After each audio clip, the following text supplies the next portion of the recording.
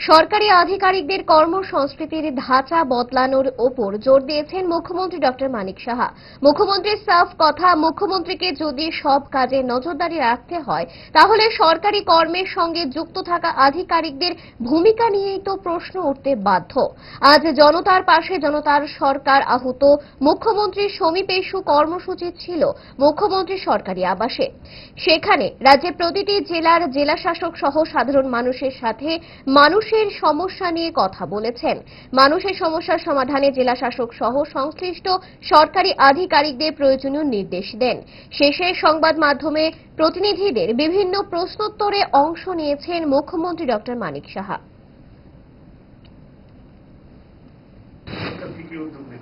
আমাদের কাছে মোটামুটি একটা সার্কুলার এসছে যে এই বিষয়ে কি কি আমাদের করতে হবে।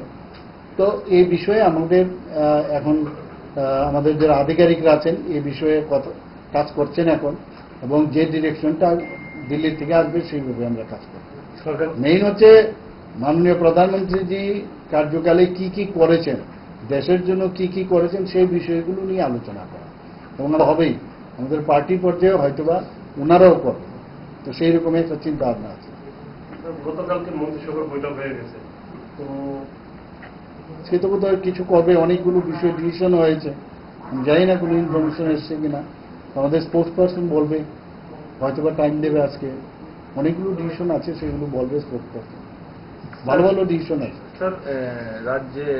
আমি বললাম না, আগেও তো আমি বলেছি, আমি অনেক ইনফরমেশন সোশ্যাল মিডিয়া টিভির পর্দায় আমি কিন্তু পাই, সাথে সাথে আমি ওইটা দিয়েছি। আমি দেওয়ার পরে সেখান থেকে যেখানে পাঠান বলে noted down and action would be taken.